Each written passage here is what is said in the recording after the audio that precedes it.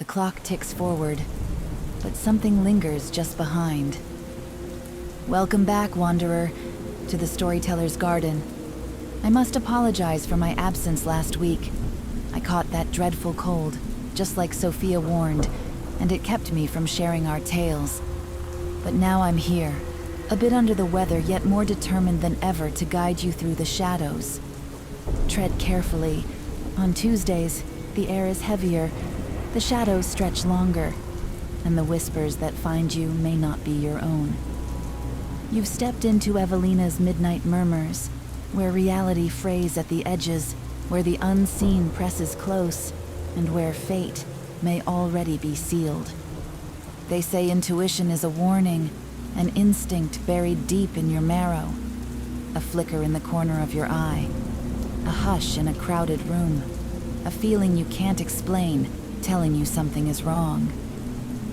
But what if the warnings go unheard? What if the signs are all around you, drawing closer with every passing second, and you never realize until it's too late? The night is waiting. The truth is already watching. And by the time you see it, by the time you understand, it will be far too late. Lean in, listen closely, because tonight, we step into the unseen, and it has already noticed you. I remember the autumn rain falling in relentless sheets, soaking the pavement and blurring the neon lights of the city into an indistinct wash of color. It was on one such rain-soaked evening that I returned to my small apartment on the edge of town after a grueling day at the art gallery.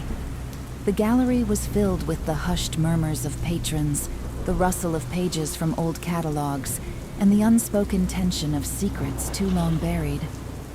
I had spent the day cataloging new exhibits, documenting relics of forgotten eras, and exchanging polite smiles with colleagues I barely knew.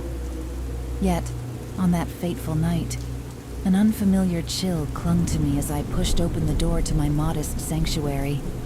The hallway outside my apartment was dimly lit by a single bulb that flickered sporadically. I distinctly remembered switching it off that morning, but as I stepped in, its weak light revealed nothing more than peeling wallpaper and scattered dust motes. I shrugged off the anomaly as a simple oversight by a careless neighbor or an electrical glitch. Inside, my apartment exuded a comforting familiarity. A scattering of well-worn books on a battered coffee table, a sketchpad leaning against the sofa, and a vintage record player that always managed to coax out soft, nostalgic tunes. Yet, amid this normalcy, something felt amiss, a subtle dissonance that set my nerves on edge. As I set my keys down on the side table and began to prepare a cup of tea, I heard it. A soft, almost imperceptible whisper, like the rustle of silk sliding over skin. I froze, cup halfway to my lips, straining to capture the sound. The only response was the steady hum of the refrigerator and the distant, muted murmur of traffic beyond the window. I told myself it was merely my imagination, the product of a long, weary day. But as I lay in bed later that night, the echo of that whisper lingered at the periphery of my thoughts, a subtle reminder that something was watching from the darkness. Sleep was elusive that night. I lay awake in the silent hours before dawn, staring at the ceiling as if willing it to reveal a hidden message. Every creak of the settling building, every whisper of wind against the window, felt loaded with significance. I dismissed it as the natural sounds of an old building adjusting to the cool night, but deep down, I knew that the night had spoken to me in a language I did not yet understand. Over the following days, I began noticing odd occurrences that defied rational explanation. At the gallery, while I meticulously arranged canvases and artifacts, I kept catching fleeting shadows at the edges of my vision. I would turn quickly, heart pounding, only to see empty space where I had just glimpsed a figure. A woman, perhaps, standing in a pose that was both eerie and familiar. My colleagues laughed off my claims as fatigue-induced hallucinations, yet I felt the truth deep within me. One crisp afternoon, as I was closing up at the gallery, I discovered a neatly folded note pinned to my locker. The note, written in delicate looping script, read, "Your eyes see what others dare not, but beware the mirror's truth. The unseen despise hides behind your smile." The words sent a chill down my spine. I reread the note several times, trying to decipher its meaning. Who had written it? And what did they mean by the mirror's truth? I felt a surge of both anger and dread. Anger that someone would toy with me so callously, and dread that this was merely the first sign of something far more sinister. That evening, as dusk gave way to night, I found myself standing before the mirror in my modest bathroom. I studied my reflection as if for the first time, scrutinizing every line of my face, every shadow that played over my features. In the dim light of a flickering bulb, I thought I saw something. A brief flash of movement behind my reflection, as if another presence lurked in the glass. I blinked hard, and the image vanished, leaving only my own eyes staring back at me, wide with apprehension. Every day thereafter, the sense of being watched grew stronger. The once safe corners of my world became conduits for unseen terrors. I began to notice how the ordinary transformed into the ominous. The quiet hum of the streetlights seemed to pulse with hidden intent, and the laughter of strangers on the subway carried an undercurrent of melancholy. It was as though my world had tilted on its axis, and I was now forced to see the darkness that had always been there. It was during a particularly long shift at the gallery that the feeling of dread escalated into full-blown terror. I was alone after closing time, carefully organizing an exhibit on local history, when I heard footsteps outside the gallery. At first, I assumed it was a janitor finishing his rounds. But the footsteps were deliberate, measured, and they stopped just outside the door. I held my breath, listening as the sound faded into silence. Yet the sensation of being observed lingered, as if invisible eyes were tracking my every move. That night, when I finally returned to my apartment, the city seemed transformed. The familiar hum of nocturnal life was replaced by an eerie stillness. The rain had ceased, leaving the streets slick and glistening under the weak glow of streetlights. I took a different route home, determined to shake off the unnerving feeling. But even then, I couldn't escape the persistent thought that I was being followed, a thought that made my skin crawl and my heart race. Inside my apartment, I found further evidence of an intruder's presence. Small, muddy footprints near the back door, leading to the window. I examined them closely, their irregular shapes suggesting someone unaccustomed to care, or perhaps someone in a hurry. A sense of violation settled over me. Who would do this? And more importantly, why? The question haunted me throughout the restless night as I lay awake listening to the silence, now heavy with unspoken menace. The next morning, I discovered that the note on my locker had reappeared. This time, scrawled in red ink, the message even more ominous. "The mirror never lies. It shows you what you are destined to become." I tried to dismiss it as a cruel prank, but every instinct told me that I was the target of something deeply personal, something driven by a dark, unyielding hatred. I began to feel the weight of unseen eyes, as if the very air around me was laden with resentment. I could no longer ignore the creeping terror that had taken root in my heart. In the days that followed, the omens multiplied. While working at the gallery, I noticed a recurring pattern in the reflections of polished surfaces, a subtle discrepancy, as if an extra figure lurked behind me in every reflective surface. In the store windows, in the gleam of a marble countertop, I saw brief flashes of a shadowed face, a twisted expression of disdain that vanished when I turned to look directly. Late one night, as I sat alone in my apartment, I found myself unable to shake the feeling that the note and the mysterious reflections were intertwined. I scoured through old newspapers and public records, searching for any mention of someone who might have a vendetta against me. Nothing concrete emerged, only hints of a name I had heard once in passing, a name that evoked sadness and terror: Eleanor Marlowe.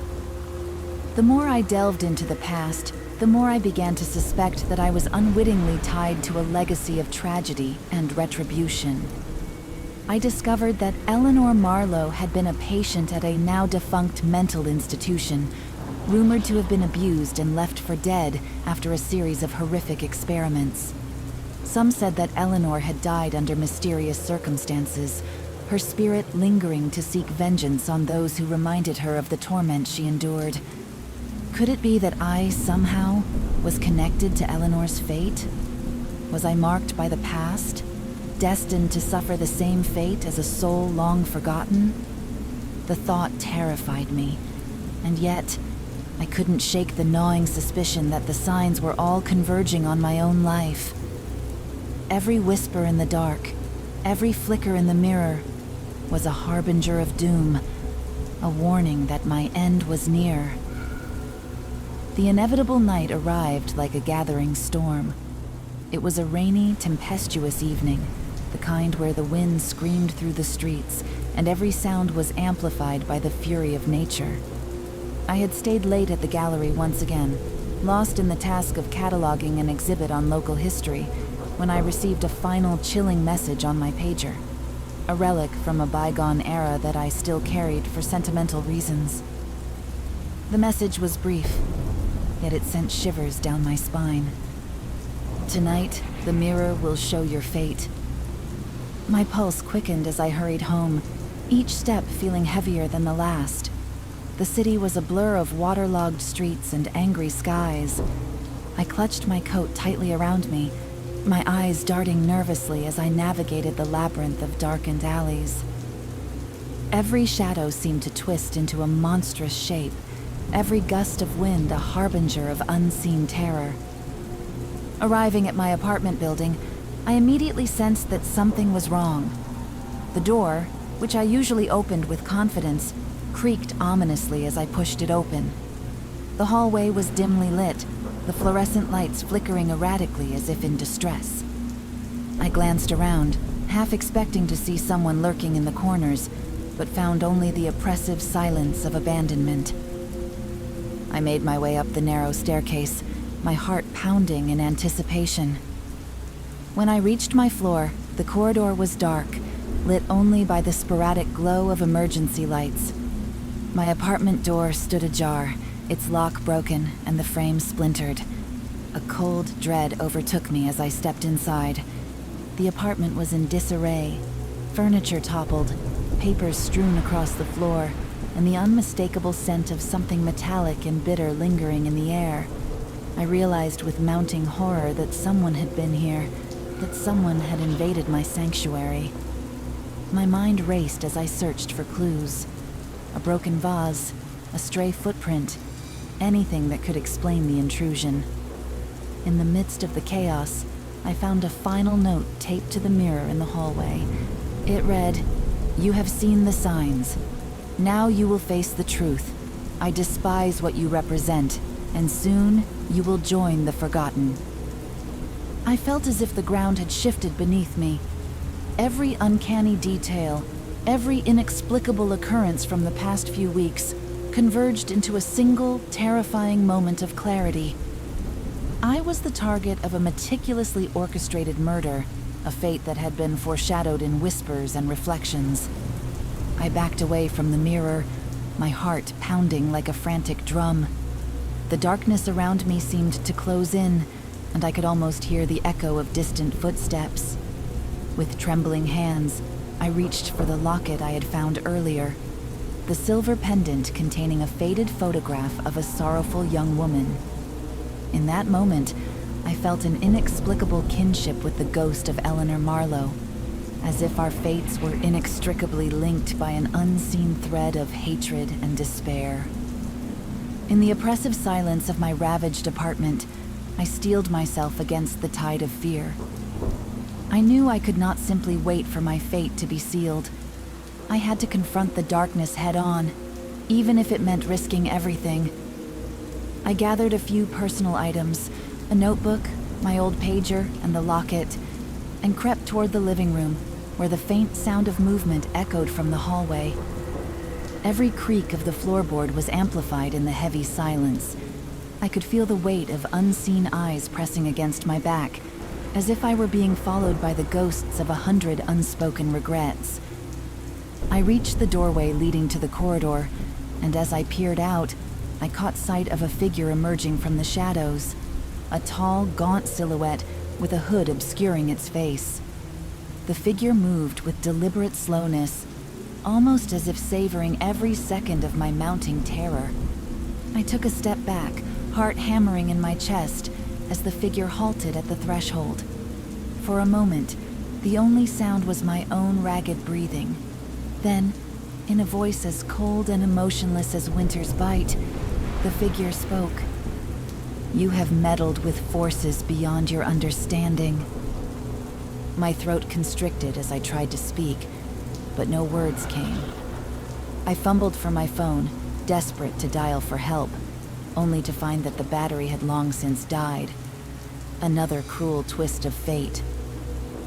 The figure stepped closer, and in the dim light, I caught a glimpse of eyes that glinted with malice and a deep-seated contempt that cut through me like a knife. The hood shifted, revealing just enough of a face to send a jolt of terror through my very being. A face that was eerily reminiscent of the sorrow etched into the photograph in the locket. As the figure advanced, I felt the crushing pressure of inevitability. Every detail of my life, the quiet evenings, the gentle hum of routine, the false comfort of familiarity, flashed before my eyes, merging with the images of unspeakable horror. I realized with bone-deep dread that I was the final piece in a puzzle of malice that had been laid out long before I even knew its name. The whispers in the mirror, the note on my locker, the fleeting apparitions, they were all part of a meticulous design. I was destined to be silenced, to join the ranks of the forgotten. The figure raised a glinting blade, its edge catching the dim light with a promise of finality. I tried to retreat, but my body was frozen with terror. In that agonizing moment, every instinct screamed at me to run, to fight, to claw my way out of the nightmare. But the relentless advance of destiny left me powerless. I closed my eyes, the world narrowing to the sound of my own heartbeat. And then, as the cold steel neared my skin, I heard it. A soft, almost sorrowful whisper that seemed to come from deep within the shadows. "You are forgotten." The blade descended, and in that final, interminable heartbeat, I felt the searing pain of betrayal, of a hatred that had been nurtured in the dark recesses of someone's soul. My vision darkened, the edges of my consciousness fraying like worn tape, until all I could perceive was an echoing silence and the taste of my own despair. The unseen hour has come and gone, and yet something still lingers. I do not know how much time has passed since that final moment, for the world around me has dissolved into nothingness, a twilight realm between life and oblivion. I have become a memory, a ghost of a life that once was. Yet, I find myself compelled to share this confession, as if by speaking my truth, I can warn those who remain of the perils that lurk unseen. In the quiet aftermath of my demise, I have watched in silent terror as my story has taken on a life of its own. Whispers of my fate circulate in hushed tones, shared by those who once thought themselves safe in the embrace of routine. My belongings lie untouched, my apartment frozen in time, as if I were merely a character in a twisted play directed by a hand unseen. The locket, that cursed talisman, remains on the windowsill, a relic of a truth I could not escape. In its tarnished surface, one might still glimpse the sorrow of Eleanor Marlowe, whose own life was claimed by a darkness beyond mortal ken. I wonder if somewhere my own reflection will join hers, destined to haunt the mirrors of the world for all eternity. As you listen to this tale, Dear wanderer, remember, every whisper, every shadow may carry a message from the beyond. For in the spaces between our ordinary moments, there lies a truth too terrible to imagine. A truth that the unseen hour is always drawing near. My fate was sealed by subtle hints and silent omens. Perhaps yours will be too, if you dare to look too closely at the mirror. This confession is not merely a recounting of events, but a cautionary tale. A reminder that sometimes the greatest horrors are those that arrive without warning, in the quiet moments when we believe we are alone. Do not dismiss the signs. Do not ignore the whispers in the dark. They may be the harbingers of a destiny you cannot escape. I offer these final words as both a testament and a warning. May you heed the subtle signals of your own life, and may you never let the darkness that once claimed me find you unprepared. The unseen hour comes for us all, and in its relentless approach, it spares none. This has been Evelina's Midnight Murmurs. Before you close your eyes tonight, did the horrifying tale of my unraveling leave you trembling at the edge of despair, or do you feel the promise of Sophia's enchanted evenings on Friday might unveil an entirely different kind of mystery? A mystery where beauty and terror entwine in a dance as old as time. Sleep lightly, dear listener, and as you do, keep your eyes open for the whispers in your own reflection, lest you too be forgotten.